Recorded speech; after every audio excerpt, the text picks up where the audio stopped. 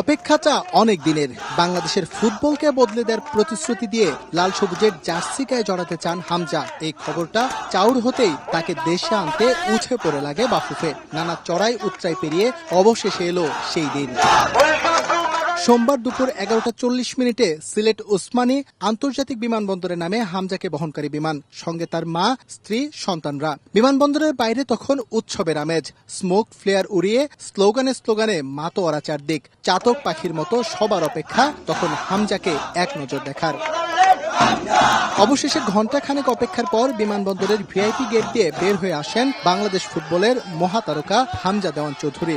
সমর্থকদের গগন বিদারী চিৎকারে তখন সেখানেই দাঁড়িয়ে থাকা দায়। এর মাঝেই হাস্যোজ্জ্বল হামজা জানালেন তার অভিব্যক্তি। বললেন কেমন লাগছে এখানে এসে, আর কি করতে চান জাতীয় দলের জার্সি গায়ে। Amazing. It feels like a long time coming. I'm excited to be here.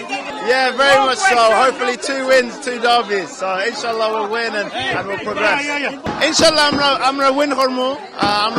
আমরা big dreams আছে আমরা বাংলাদেশের সঙ্গে।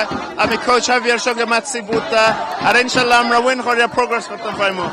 সংবাদকর্মীদের সঙ্গে কথা বলা শেষ করে নিজ বাড়ি হবিগঞ্জের বাহুবলের স্নানঘাটের দিকে রওনা হয়ে যান হামজা এবং তার পরিবারের সদস্যরা। সেখানে আজ এবং আগামীকাল অবস্থান করবেন হামজা। পরে মঙ্গলবার রাতের ফ্লাইটে ঢাকায় আসবেন তিনি, যোগ দেবেন জাতীয় দলের ক্যাম্পে। তার আগ পর্যন্ত হামজার নিরাপত্তা নিশ্চিতে বিশেষ ব্যবস্থা নিয়েছে স্থানীয় প্রশাসন। ক্রাউডের যেটা কাজ করে পাবলিকের, সেটা আপনারা অলরেডি প্রশাসন থেকে অ্যারেস্ট করছে। ওইখানে একজন এসআই নেতৃত্বে 6 জন পুলিশ কাজ করবে, ওনারা সিকিউরিটি দিবে, অল টাইম থাকবে। আর পাবলিকের জন্য উনি তো নিজে একটা অ্যারেঞ্জমেন্ট করছে, ওরা ওইখানে থাকবে। হয়তো হামজা একটা রেস্ট নিয়ে তাদের উদ্দেশ্যে কিছু কথাবার্তা বলবে। 19 মার্চ ভারতে যাওয়ার আগে আনুষ্ঠানিকভাবে গণমাধ্যমের সামনে কথা বলার কথা রয়েছে হামজা চৌধুরীর। দেশের ফুটবলের সবচেয়ে বড় তারকা হামজা দেওয়ান চৌধুরীকে আপনারা দেখতে পাচ্ছেন গাড়িতে করে। কিছুক্ষণ আগেই কিন্তু তিনি বিমানবন্দর থেকে বেরিয়ে গাড়িতে উঠেছেন। এখন হবিগঞ্জে যাবেন, সেখানে কিছু আনুষ্ঠানিকতা রয়েছে।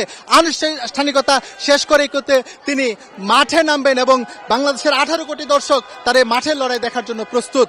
সিলেট থেকে এস এম ইকবাল, সময় সংবাদ।